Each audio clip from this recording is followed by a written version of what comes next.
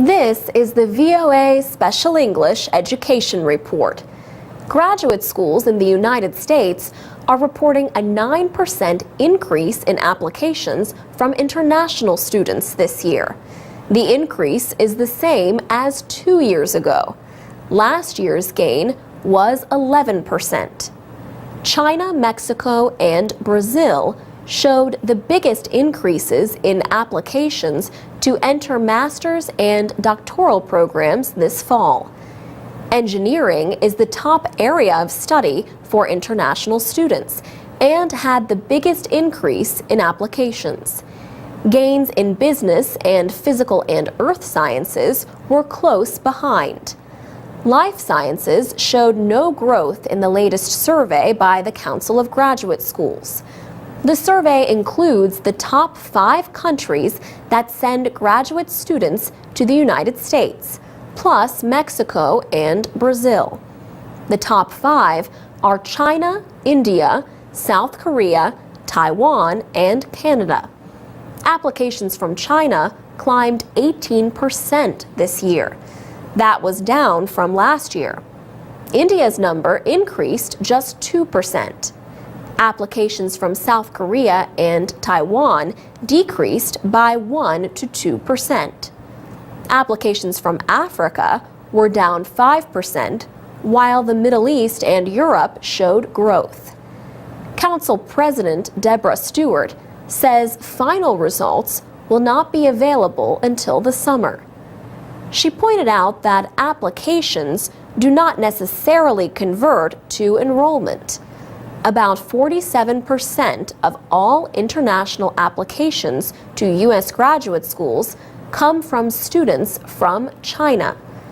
But the share of the applicant pool that actually ends up enrolling in U.S. graduate programs is lower. Ms. Stewart says last fall, for example, 29% of all international graduate students were from China. This year is the 7th year of big increases in applications from China, where Ms. Stewart points out that more and more students are finishing college. There is tremendous growth in the undergraduate population in China. But she also notes that more people apply to graduate school during difficult economic times. So it certainly is possible, she says, that these very exceptionally strong numbers could be a reflection of recession experiences in China as well. George Ofosu from Ghana is working toward a doctorate in political science at the University of California, Los Angeles. He says he was attracted to UCLA's coursework, libraries, and other resources, including financial aid he would not have had at home. He says it was an ideal opportunity for him to, 1, get training, and 2, get some funding to pursue his studies. He calls his experience really phenomenal. For VOA Special English, I'm Alex Villarreal. For more stories about studying in the United States, go to voaspecialenglish.com. You can also follow us on Facebook and Twitter, find our podcasts on iTunes, and watch our captioned videos at the VOA Learning English channel on YouTube. This is the VOA Special English Education Report. Thousands of protesters, including teachers, students, parents, and pro-democracy activists, marched in Hong Kong in late July. They were protesting a plan to teach Chinese patriotism classes in Hong Kong schools. Organizers said 90,000 people marched to the government headquarters, but police gave a lower estimate of 32,000. The Hong Kong government says the classes are meant to build Chinese national pride. The government plans to require the classes in elementary schools starting in 2015. But the government is urging schools to voluntarily launch the program when schools reopen this September. The curriculum includes a teaching booklet called the China Model. It praises the one-party rule of the Communist Party. However, it says nothing about the crushing of pro-democracy protests in Beijing in 1989. Ting Qing Chan has been teaching primary school for 38 years. He says he was not persuaded by the booklet. I don't even believe the content myself, so it's difficult to teach my students, he says. Chan Ye Long, a 9-year-old student in the march, said, China wants to unify Hong Kong. Our next generation only knows how great China is, but not the bad stuff. Protester Paul Young, a parent of 2 children, says he worries that too much one-sided education is not good for the mental development of young people. The protest was another sign of public concern about what critics see as the Chinese government's interference in the former British colony. Britain returned Hong Kong to China on July 1st, 1997. China promised to let the territory largely govern itself. This year, more than 100,000 people joined a pro-democracy march on July 1st. It was the largest such gathering in 8 years. Many of the protesters demanded that the city's new leader resign. Lang Jun-ying took office earlier that day. He was chosen by a mostly pro-Beijing committee. Willie Lam is a China specialist in Hong Kong. He says people in Hong Kong have lost trust in the Hong Kong government. He says they are afraid the administration of Lian Jun-ying will take orders from Beijing to support the Communist Party and not spread knowledge of China in a fair way. To read, listen, and learn English, go to voaspecialenglish.com. You can also find our caption videos at the VOA Learning English channel on YouTube. For VOA Special English, I'm Carolyn Persutti. This is the VOA Special English Education Report. Imagine that you have lost your job. You could start a sewing business at home if you had a better sewing machine and a little money to advertise, but you cannot get a loan from a bank. In recent times, many people in similar situations have received loans from student microfinance groups. Such groups make small loans for business or personal use. 12 of the organizations are part of a national network called the Campus Microfinance Alliance. The Alliance provides financial aid, technical advice, and training programs for its member groups. Each group has between 10 and 70 volunteers, many of them college students. They have enabled hundreds of people across the United States to launch small businesses. Vanessa Carter is director of the Alliance. She says bad economic times have sped the growth of the college microfinance movement. This really got started because students were walking off campus. It was the height of the economic recession, and they were seeing boarded up businesses and the effects of high unemployment firsthand. In Iowa, a student microfinance group at Grinnell College helps people both locally and internationally. The group started in 2007. At that time, Grinnell student Jeff Raderstrong and some friends raised more than $600 from other students. The Saturday night Grinnell tradition of missing a meal to help others enabled the group to make loans through the international microfinance organization kiva.org.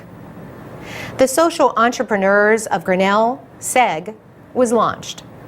Later, SEG moved toward making loans directly to international partners. But as time passed, the group started helping people in Iowa. Jeff Raderstrong remembers how that developed. It sort of really quickly became clear that there was a lot that we could do in the community, in the Grinnell community. Because, you know, the town itself, there is some wealth, but there is a lot of poverty. And it is a lot of rural poverty. Mark Root Riley was another early member of SEG. He says the group recognized that small targeted loans at 0% or low interest could help local residents. SEG money has helped people make car payments so they can get to their jobs. It also helped patients in need of temporary housing near the medical center where they receive treatment. For VOA Special English, I'm Carolyn Prasuti. Get more news and learn English at voaspecialenglish.com. This is the VOA Special English Education Report. Not everyone who teaches in a college or university is a professor. Many are instructors or lecturers. In fact, not even all professors are full professors. Many of them are assistant or associate professors or adjunct professors. So what do all of these different academic titles mean at American colleges and universities? Get ready for a short lecture, especially if you are thinking of a career in higher education. Professors usually need a doctoral degree, but sometimes a school will offer positions to people who have not yet received their doctorate. This person would be called an instructor until the degree has been completed. After that, the instructor could become an assistant professor. Assistant professors do not have tenure. Tenure means a permanent appointment. This goal of greater job security is harder to reach these days. Fewer teaching positions offer the chance for tenure. Teachers and researchers who are hired into positions that do offer it are said to be on the tenure track. Assistant professor is the first job on this path.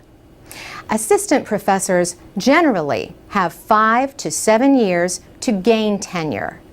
During this time, other faculty members study the person's work. If tenure is denied, then the assistant professor usually has a year to find another job. Candidates for tenure may feel great pressure to get research published. Publish or perish is the traditional saying.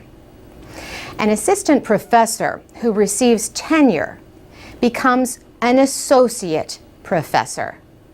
An associate professor may later be appointed a full professor. Assistant, associate, and full professors perform many duties. They teach classes, they advise students, and they carry out research. They also serve on committees and take part in other activities.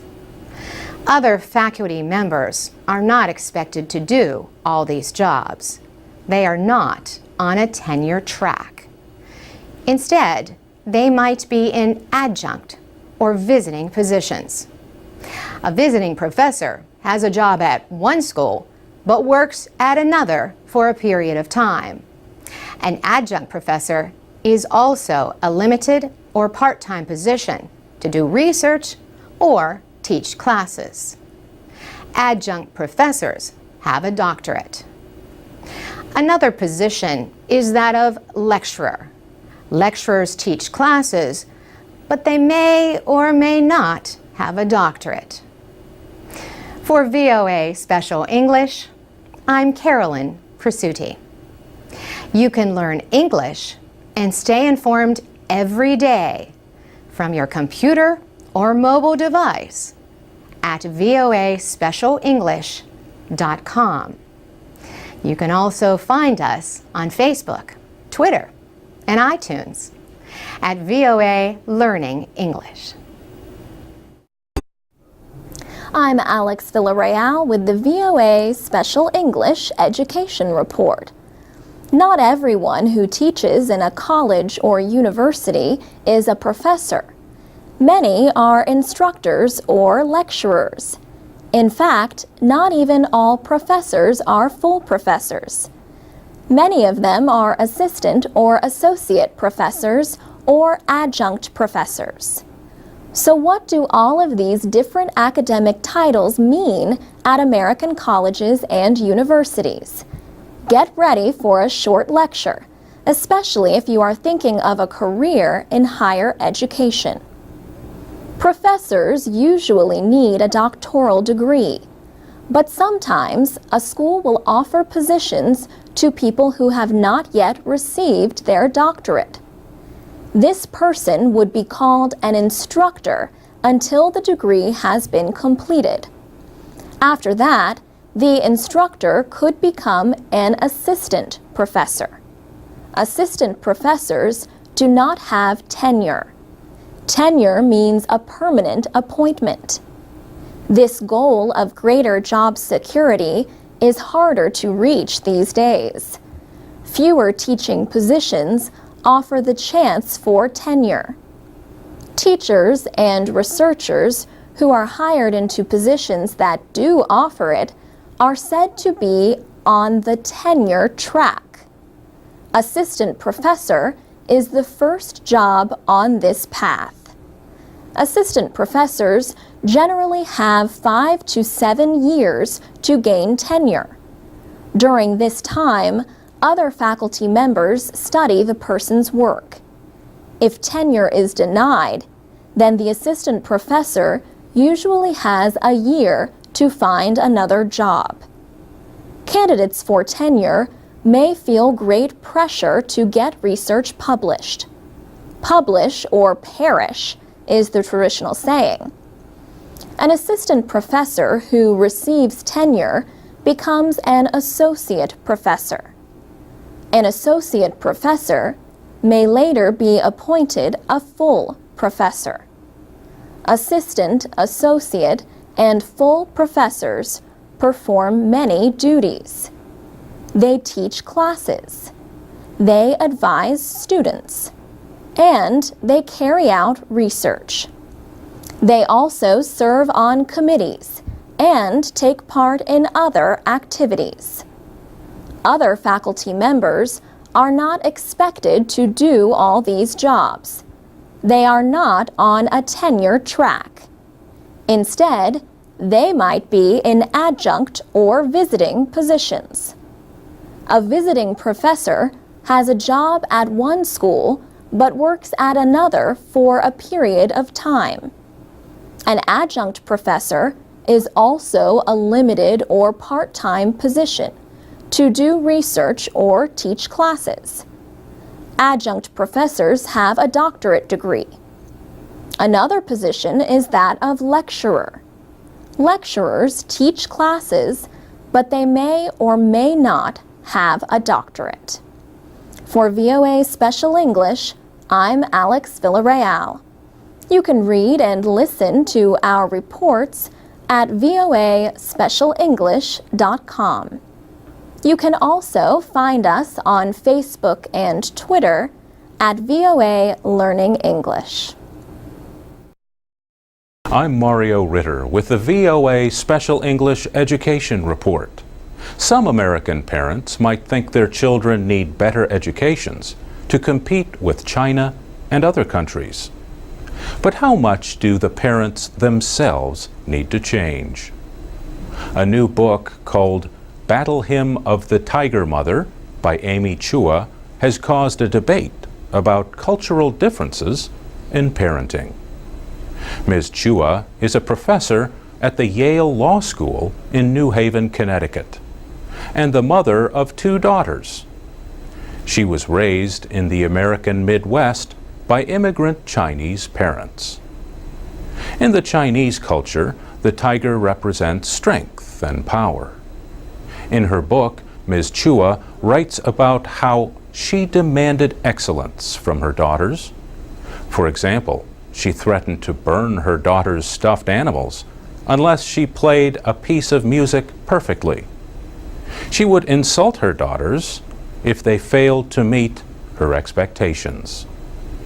Ms. Chua says she had a clear list of what her daughters, Sophia and Louisa, were not permitted to do. They could not attend a sleepover, have a play date, watch TV, or play computer games, be in a school play, or get any grade less than an A. Many people have criticized Amy Chua. Some say her parenting methods were abusive. She even admits that her husband, who is not Chinese, sometimes objected to her parenting style. But she says that was the way her parents raised her and her 3 sisters. Ms. Chua makes fun of her own extreme style of parenting.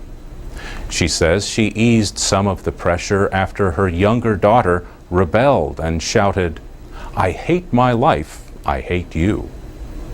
Ms. Chua says she decided to retreat when it seemed like there was a risk that she might lose her daughter. But she also says American parents often have low expectations of their children's abilities.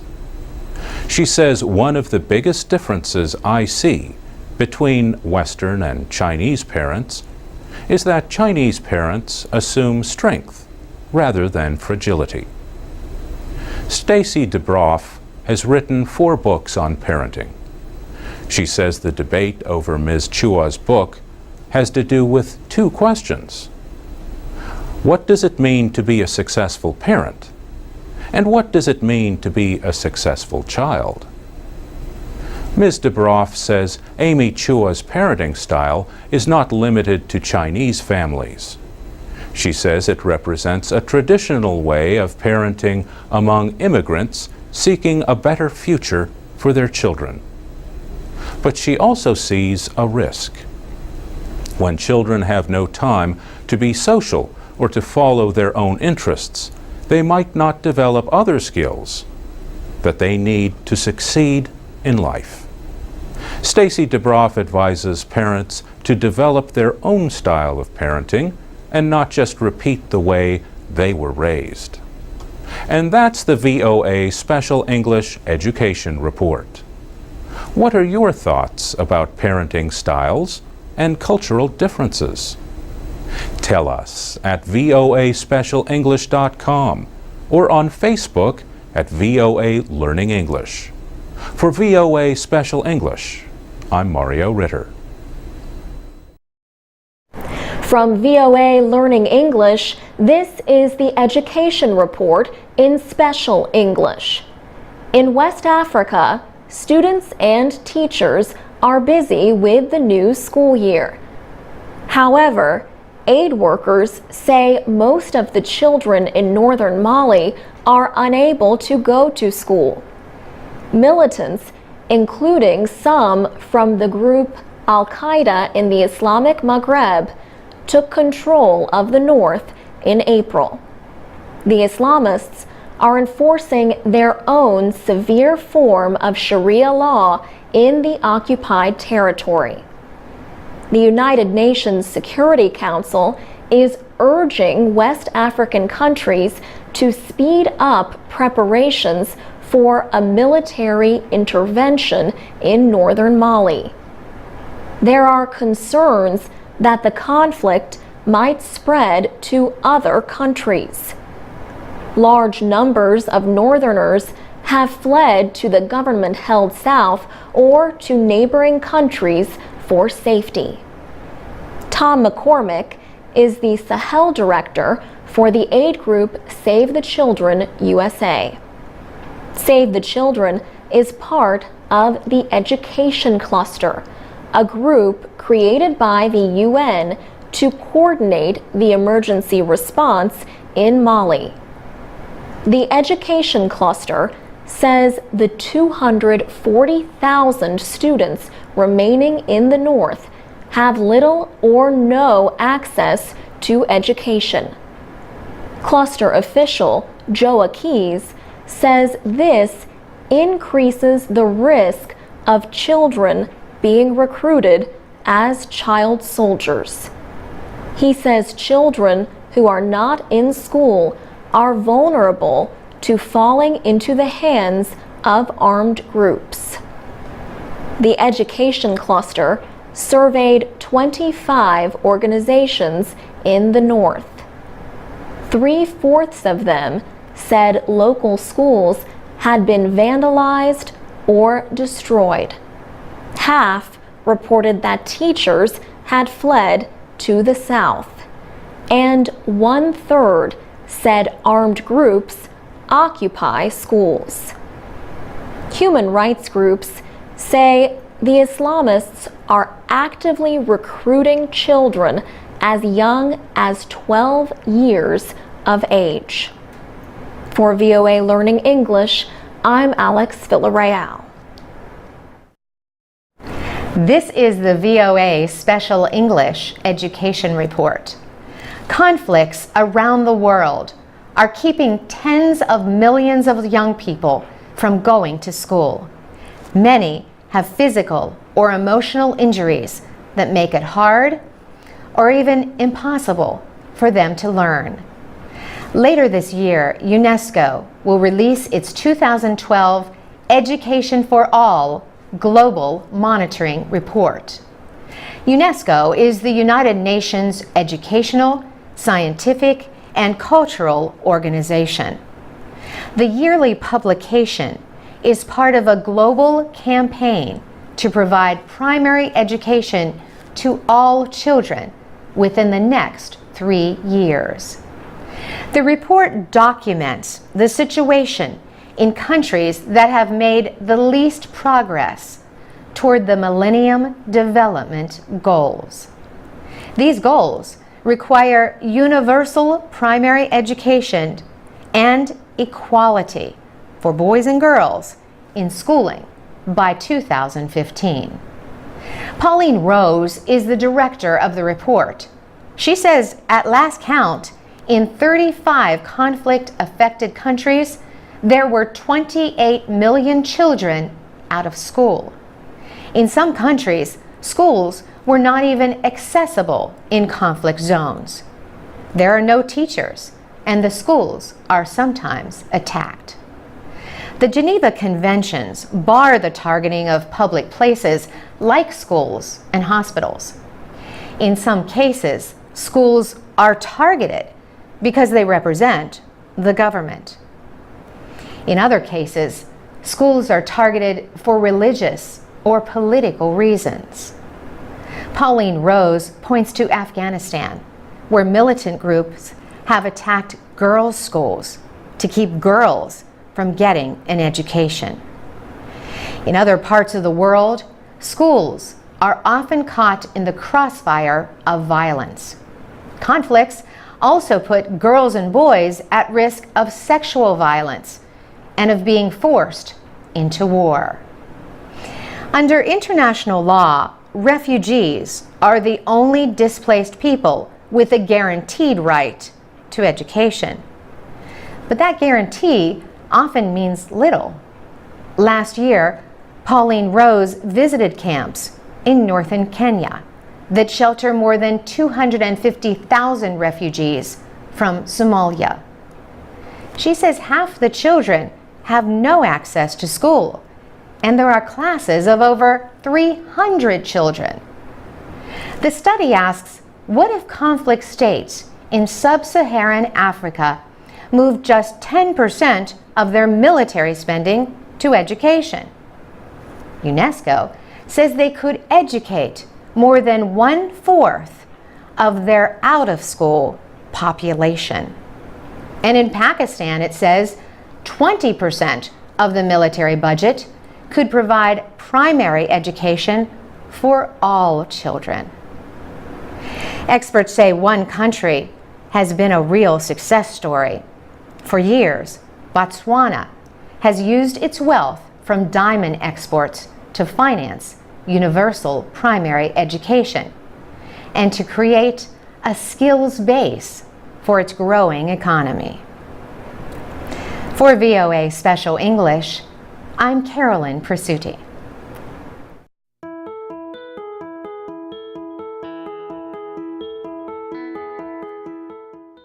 From VOA Learning English, this is the Education Report. Lawmakers in Washington are debating education issues, including the interest rates that students pay for loans. College students who take loans graduate owing an average of $26,000. But some economists say the real issue is controlling the cost of college. Experts say these high costs are hurting the whole economy. For the past 30 years, college tuition has been increasing at twice the rate of inflation. Universities say decreasing financial support from state governments forces them to charge higher tuition. On average, private colleges now charge more than $30,000 a year. Terry Hartle is a spokesman for the American Council on Education, which represents thousands of colleges across the United States. He says funding for education has been shrinking for years. Experts worry that the high cost of education makes it less likely that good students from poor families can attend college. This means fewer scientists, engineers, and others who could help increase economic growth. Also, a survey shows that some students concerned about repaying thousands of dollars in loans are delaying marriage and children. Many cannot afford to invest in a house or buy a car. Georgetown University labor economist Anthony Carnevale says the current system cuts economic growth for the whole country, and the effects are important.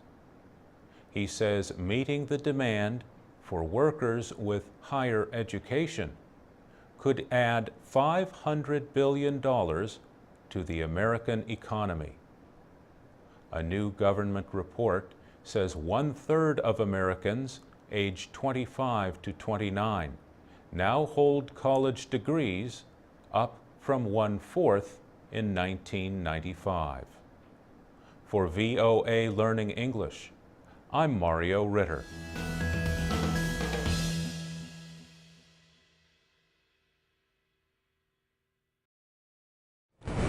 This is the VOA Special English Education Report. Americans are considering national education standards recently developed by teachers and other education experts.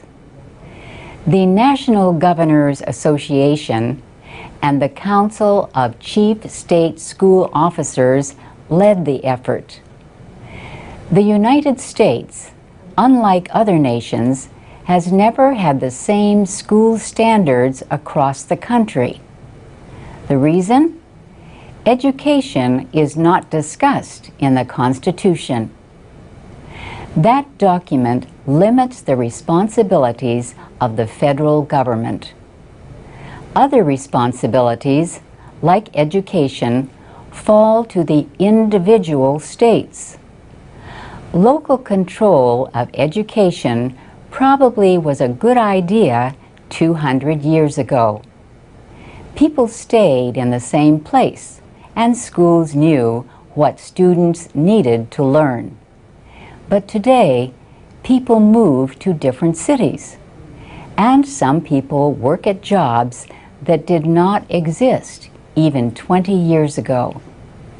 Many American educators say that getting a good education should not depend on where you live.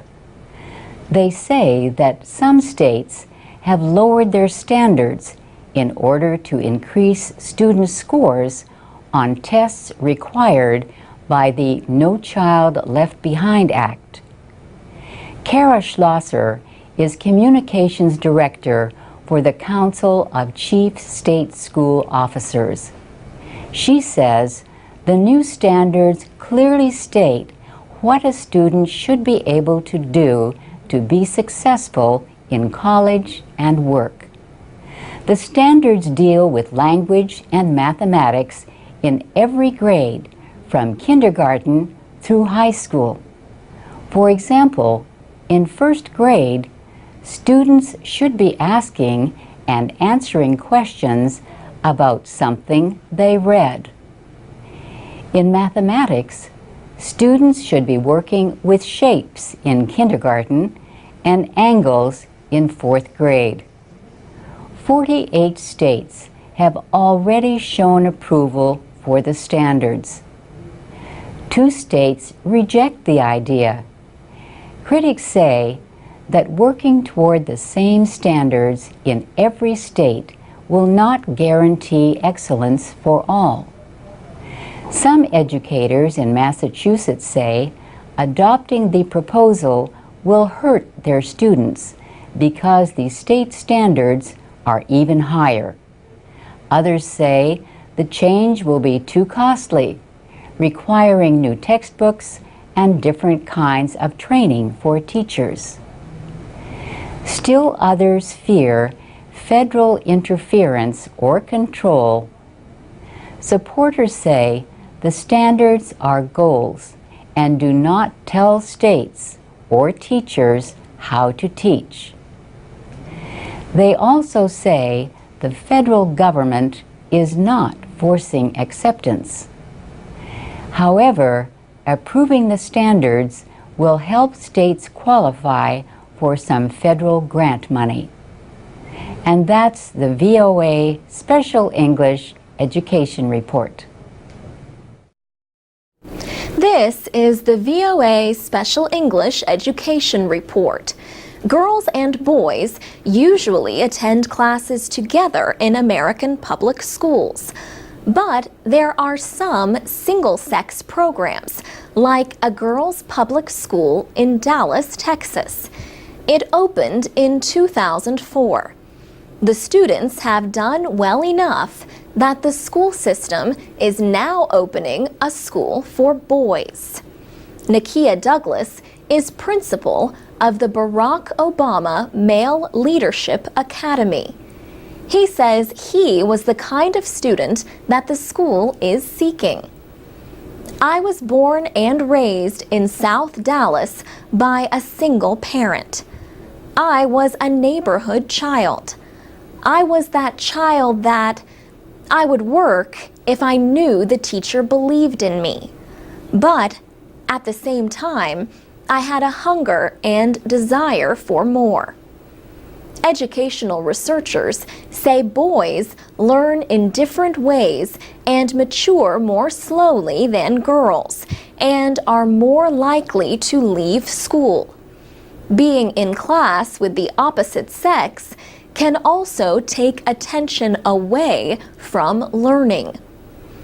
Kendall Keeter thinks the boys' school will be good for his son the way the girls' school was for his daughter. Our thought was to also give our son an opportunity that would best prepare him for college in the same manner she was prepared. And I can't imagine any other option that would have prepared her better. Another parent, Madeline Hayes, also likes the idea of a publicly funded school for boys. This is something, as cheesy as it sounds, that I've always dreamed about. That there will be a boys' school that doesn't charge $25,000 a year, but would give the same academics, the same level of interaction and leadership. The school is for grades 6 through 9. It will offer college preparatory classes and leadership courses even on weekends. Principal Douglas says the boys will be urged to support one another. All of our young men we call brother. So it may be Brother Malik Davis or Brother Samuel Keeter. The young men understand they are their brother's keeper. And so the young men are really learning to be responsible, not only for themselves, but also for their brothers here at the campus. Most students who want to be accepted into the Obama Academy in Dallas will need to have good grades and pass a number of tests. But 10 to 15% will not have to meet all of the entrance requirements. Principal Nakia Douglas says they will have to show they have a strong character and a desire to learn. For VOA Special English, I'm Alex Villarreal.